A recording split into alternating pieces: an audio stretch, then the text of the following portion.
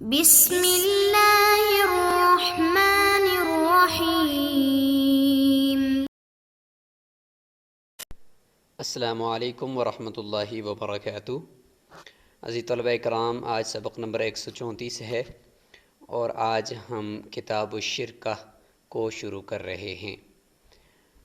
الحمدللہ مختصر القدوری تقریباً نصف سے آگے جا رہی ہے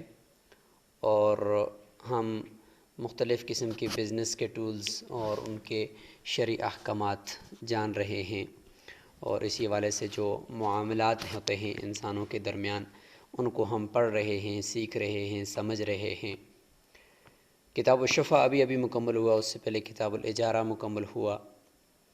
اس میں ہم نے کرائے کے اوپر چیزوں کے لین دین کو پڑھا، پھر اس کے اوپر شفع کے اوپر بات کی گئی کہ شفع میں کس طریقے سے پڑوسی یا شریک فی نفس المبی یا شریک فی حق المبی کے اوپر شفع کر کے زمین کو لیا جا سکتا ہے۔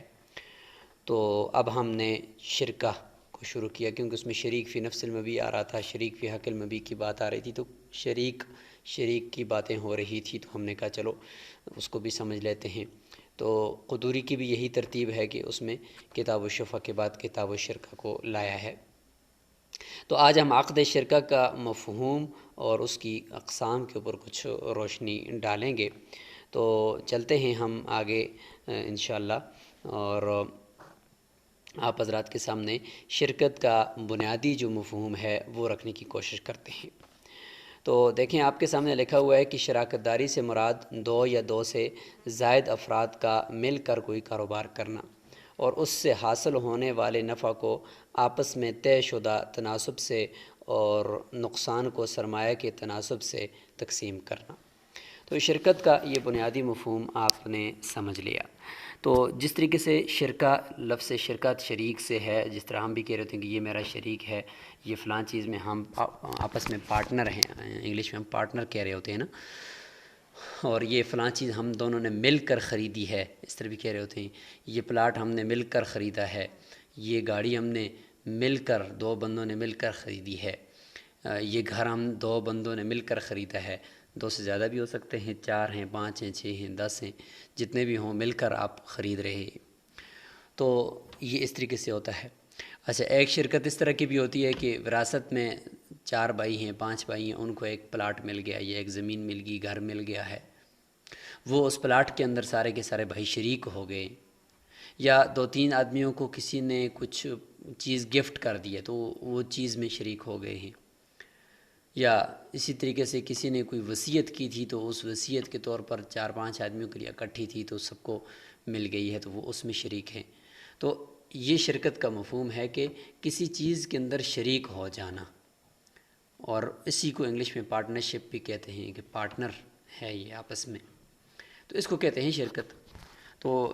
بزنس بھی شراکت داری کے طور پر ہوتا ہے، اس میں برکت ہوتی ہے، اور اس میں ظاہر ہے کہ ایک بندہ اکیلے اپنے رقم سے کچھ بھی نہیں کر پاتا، کہ بہت سارے مل کر جتنا اور رقموں سے اتفاق میں برکت کے طور پر وہ سب مل کر جب کام کرتے ہیں تو اس میں اور زیادہ نفع ہوتا ہے۔ تو یہ ہو گیا آپ کے سامنے شرکت کا مفہوم۔ تو آج ہم دیکھیں گے کہ بزنس کس طریقے سے کیا جاتا ہے شرکت کا، اور بزنس کے علاوہ جو چیزوں میں ہم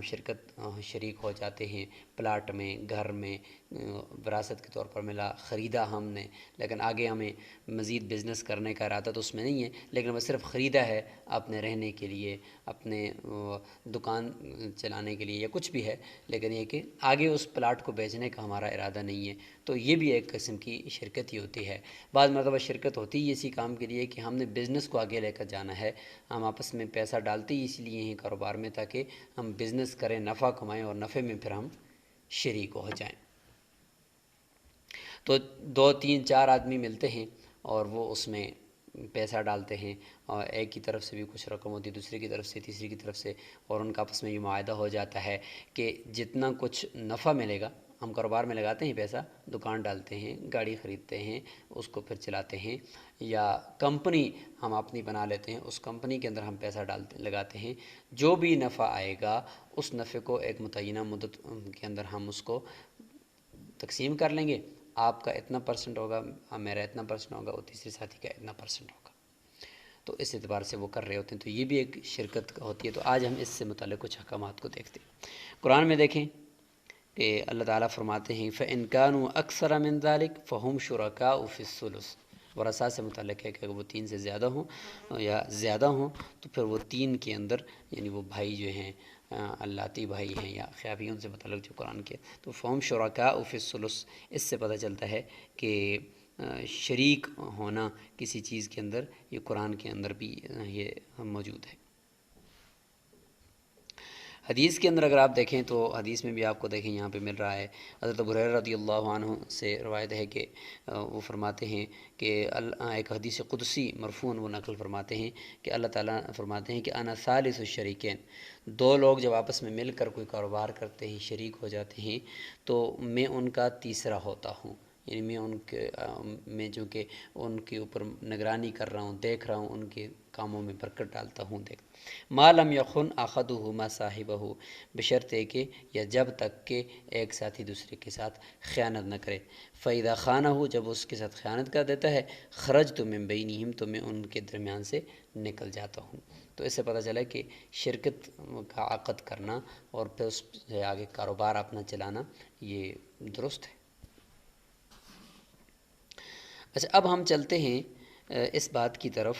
کہ شرکت کی قسمیں کیا ہیں، اور بنیادی طور پر شرکت کی جو قسمیں بنیں گی وہ کیا ہوں گی۔ تو جب قسمیں کریں گے تو ہمیں پتہ چلے گا کہ اچھا اس طرح کی شرکت کاروبار کے لیے ہوتی ہے، اس طرح کی شرکت کاروبار کے لیے نہیں ہوتی، پھر جو کاروبار کے لیے نہیں ہوتی اس کا الگ حکم ہوگا، اور جو کاروبار کے لیے ہوتا ہے اس کے الگ اقسام اور حکم ہوگا۔ پھر اسی کے اندر بھی شرکت کی بنیادی طور پر شرکت صحیحہ اور شرکت فاسدہ بھی ہوتی ہے، شرکت ایسی جو درست ہے، جو ایسی شرکت جو درست نہیں ہے۔ تو اس لیے ذرا ان کو بھی دیکھ لیتے ہیں۔ تو عزیز طلبہ کرام، شرکت کی بنیادی طور پر اگر ہم قسمیں کریں تو وہ 2 بنتی ہیں۔ شرکت فی المملوکات، کہ اپنی ملکیتی چیزوں کو آپس میں شریک کرنا یا غیر اختیاری طور پر اس میں شریک ہو جانا، جیسے کہ ہم نے میراث وغیرہ کی مثال دی، تو ملکیتی چیزوں کی آپس میں شرکت کرنا 2 بندوں کا، 3 بندوں کا، تو یہ ٹھیک ہے، آپ کی ملکیت میں ہے۔ اور دوسری ہوتی شرکت فاسدہ، جو مباح چیزوں میں جو آپ کی ملکیت میں نہیں ہے آپ اس میں شرکت کر رہے ہیں۔ مثال کے طور پر جنگل میں لکڑیاں ہیں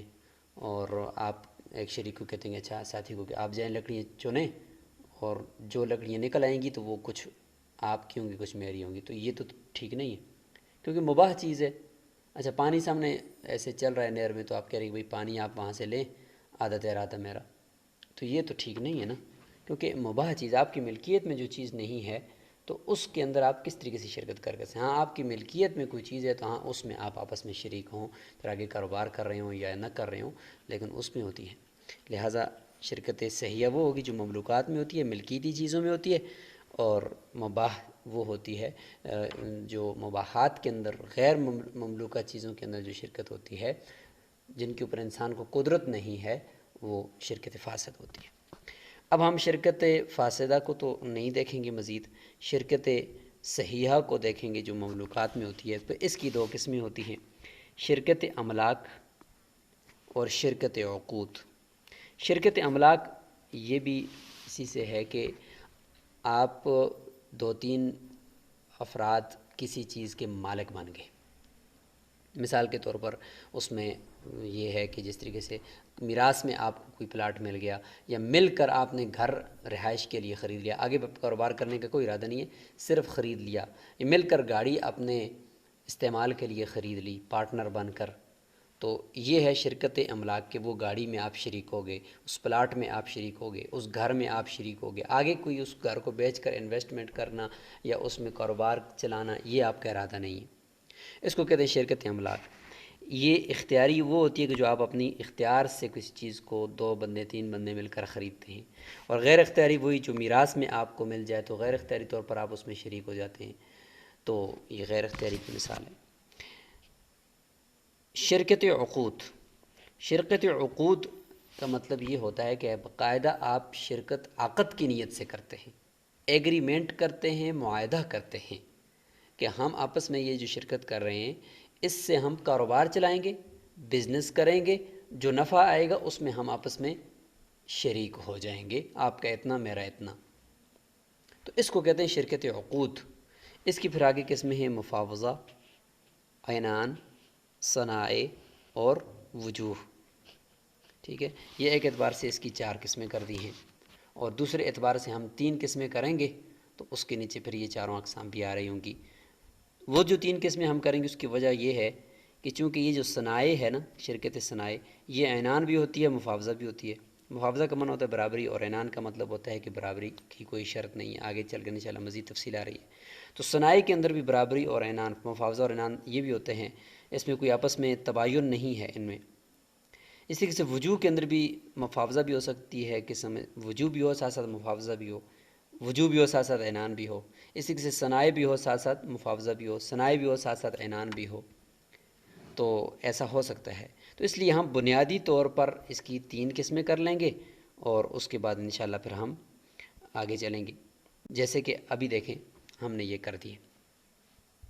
کہ مال اور عمل دونوں طرف سے جب ہوتا ہے نا، کہ یعنی بنیادی طور پر جو شرکت کا کنسیپٹ ہے مضاربت سے اس کو فرق کرنے کے لیے، کیونکہ آگے ہم مضاربت بھی پڑھیں گے، وہ یہ ہے کہ شرکت کے اندر یہ ہوتا ہے کہ دونوں کا مال ہوتا ہے، دونوں کا عمل ہوتا ہے، یعنی میرا بھی مال ہے اور میرے دوسرے جو شریک ہے اس کا بھی مال ہے، 1 لاکھ اس نے ڈالا، 1 لاکھ میں نے ڈالا ہے، اور کام بھی وہ بھی کر رہا ہے میں بھی کر رہا ہوں، تو اس کو کہتے ہیں شرکت، باہمی شرکت کے ساتھ کاروبار چل رہا ہے۔ اور ایک ہوتا ہے مضاربت، مضاربت میں ہوتا ہے کہ مال ایک کا ہوتا ہے اور عمل دوسرے کا ہوتا ہے، دوسرے کا مال نہیں ہوتا اور پہلے کا عمل نہیں ہوتا، تو یہ اس میں تقسیم ہوتا ہے۔ تو جب مال اور عمل جانبین سے ہوں تو اس کو شرکت کہتے ہیں، اور شرکت کی پھر ہم بنیادی طور پر جب 3 قسمیں کریں گے تو پھر اس میں نیچے مفاوضہ عنان ساری اس میں خود بخود آ جائیں گی۔ سب سے بنیادی قسم 3 کر لیتے ہیں، اس میں پہلی قسم ہے جی شرکت بالاموال، یعنی آپ پیسہ لگا رہے ہیں شرکت میں اور اس کے اندر شریک ہو رہے ہیں، مثال کے طور پر 1 لاکھ روپے آپ کا، 1 لاکھ روپے میرا، تو اس کو مل کر ہم 4-5 آدمی یا 2 آدمی مل کر کاروبار میں لگا رہے ہیں، اس کو کہتے ہیں شرکت بالاموال۔ اس میں بھی اگر برابری کی شرط ہے کہ بھئی 1 لاکھ میرا ہے تو 1 لاکھ آپ کو ہونا چاہیے، نفع بھی 50% آپ کا 50% میرا ہے، ہمارا جتنا بھی مال ہوگا وہ سارے کا سارا کاروبار میں لگے گا گھریلو اخراجات کے علاوہ، تو پھر یہ شرکت مفاوضہ ہو جائے گی۔ اور اگر یہی شرکت اموال میں برابری کی شرط نہ ہو، 1 لاکھ میرا 2 لاکھ آپ کا، نفع میں بھی اوپر نیچے ہو، تو اس کو کہتے ہیں شرکت عنان۔ تو یہ شرکت اموال شرکت عنان بھی بن سکتی ہے اور شرکت مفاوضہ بھی بن سکتی ہے،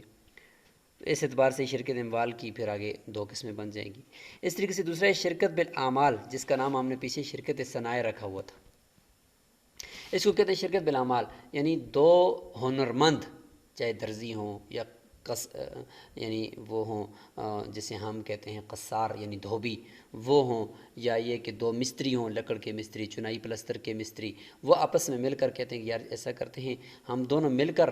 کاموں کے یعنی آرڈر لیتے ہیں اور پھر مل کر کام کرتے ہیں، جو نفع آئے گا تو وہ آپ کا اتنے فیصد اور میرا اتنے فیصد، اس کو کہتے ہیں بالاعمال، شرکت بالاعمال، پروفیشنلز ملتے ہیں اور وہ آپس میں شریک ہو کر کام کرتے ہیں۔ اس میں بھی اگر برابری کی شرط ہے کہ جتنا کام میں کروں گی اتنا آپ، نفع بھی جتنا میرا اتنا، تو اس کے اندر مفاوضہ بھی ہو سکتا ہے، اور اگر برابری کی شرط نہیں ہے تو اس کو عنان بھی کہتے ہیں۔ تیسری قسم کر لیتے ہیں شرکت، یاد رکھیں یہ شرکت عقود چل رہا ہے، شرکت عقود، شرکت بالوجوہ، اس کی تیسری قسم۔ وجوہ کا مطلب ہوتا ہے چہرہ، یعنی ادھار لیتے ہیں، چہرہ کا مطلب اپنا چہرہ دکھا کر لوگوں کو اپنے تعلقات اور لنکس کو استعمال کر کے ہم ادھار مال اٹھاتے ہیں، آپ بھی اٹھائیں میں بھی اٹھاتا ہوں، اس کو جمع کر کے دونوں مل کر کاروبار کرتے ہیں، جو نفع آئے گا وہ آپس میں ہم تقسیم کر لیں گے، اور جو نقصان آئے گا تو وہ ہم اپنے اموال کی بقدر اس میں ہم نقصان میں بھی شریک ہوں گے، تو نفع اور نقصان دونوں میں وہ شریک ہوتے ہیں، اس کو کہتے ہیں شرکت۔ تو شرکت کی یہ بنیادی قسمیں 3 آپ کو سمجھیں، شرکت بالاموال، شرکت بالاعمال اور شرکت بالوجوہ۔ پھر ان تینوں کی 2 قسمیں، مفاوضہ عنان، مفاوضہ عنان، مفاوضہ عنان، تو یہ 6 قسمیں ٹوٹل بن جاتی ہیں۔ تو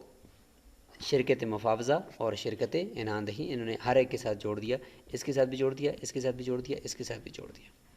اور آگے نیچے حکم بھی لکھ دیا کہ اگر شرکت مفاوضہ ہے تو پھر اس میں وکالت بھی ہوتی ہے، یعنی ہر ایک شریک دوسرے کے لیے وکیل ہوتا ہے، اور شرکت میں اس میں کفالت بھی ہوتی ہے۔ کفالت کا مطلب ہے کہ وکیل ہوتا ہے کہ دوسری کی طرف سے جا کر آپ سامان خرید لیں اور دوسری کی طرف سے جا کر آگے کاروبار کر لیں، اور کفیل بھی ہوتا ہے کہ اگر ایک کے اوپر قرضہ چڑھ گیا تو دوسرا بھی اس کا ضامن ہوتا ہے۔ اور شرکت عنان جو ہوتی ہے جس میں برابری کی شرط نہیں ہوتی، تو اس میں صرف وکالت تو ہوتی ہے کہ ایک دوسرے کا وکیل ہوتا ہے کہ اس کی طرف سے جا کر مال اٹھانا مارکیٹ سے اور فروخت کرنا، لیکن کفیل نہیں ہوتا کہ اگر ایک کے اوپر قرض چڑھ گیا تو دوسرا اس کا ضامن نہیں ہوتا۔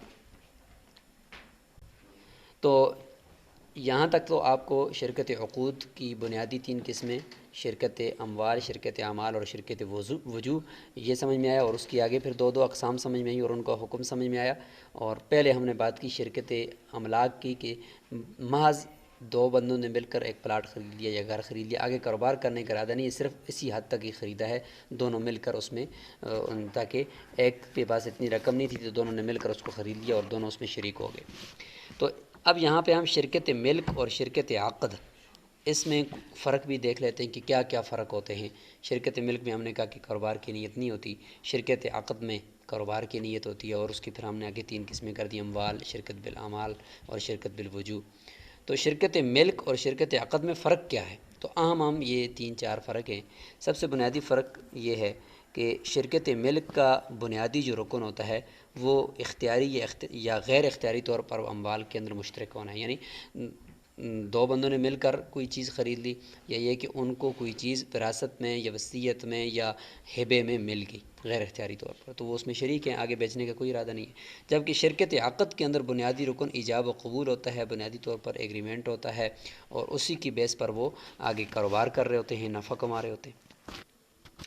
شرکت ملک بنیادی طور پر منافع میں شرکت کی غرض سے ہوتی نہیں ہے، صرف خریداری کر کے اس میں رہائش رکھنا مقصود ہوتا ہے گھر میں، یا پلاٹ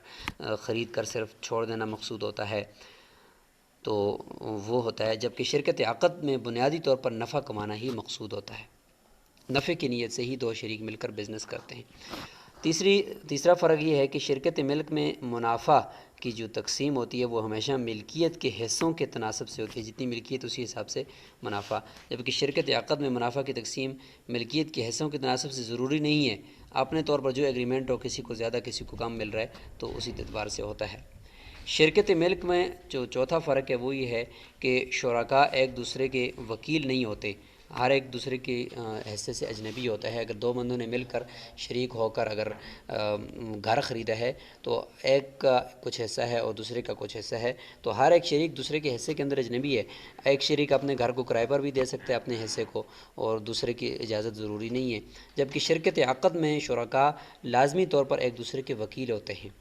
یعنی ایک ساتھی دوسرے کے حصے کو اس کا وکیل بن کر، یعنی آگے اس کے پیسوں سے مال اٹھا سکتا ہے مارکیٹ سے، پھر آگے کاروبار چلا سکتا ہے، خرید سکتا ہے، فروخت کر سکتا ہے، وکیل ہوتا ہے۔ جبکہ شرکت ملک میں کوئی ایک دوسرے کا وکیل اس حصے میں نہیں ہوتا، بس گھر خریدا ہے، دونوں مل کر اس میں رہیں گے، تو کوئی بھی ایک دوسرے کے جو چیز ہے اس میں تصرف نہیں کر سکتا۔ تو آج ہم نے شرکت کا بنیادی مفہوم سمجھ لیا کہ ملک ہوتی ہے، پھر شرکت عقد ہوتا ہے، ملک میں کاروبار کی نیت نہیں ہوتی، عقد میں کاروبار کی نیت ہوتی ہے، دونوں میں فرق بھی دیکھ لیا، اور شرکت عقد کی ہم نے اقسام کر لی ہیں، اور ان اقسام کو ہم نے دیکھ لیا کہ شرکت عقد کے اندر شرکت اموال، اگر اموال کی شرکت ہو رہی ہے تو اس کو شرکت اموال کہتے ہیں، اور اگر ہنرمند مل کر شریک ہوتے ہیں کام کرنے کے اندر اس کو شرکت اعمال کہتے ہیں، اور اگر کچھ بھی نہیں ہے پاس جا کر ادھار مال لے کر اس میں پھر شریک ہو کر آگے بزنس کرتے ہیں تو اس کو شرکت وجوہ کہتے ہیں۔ تو اس پورے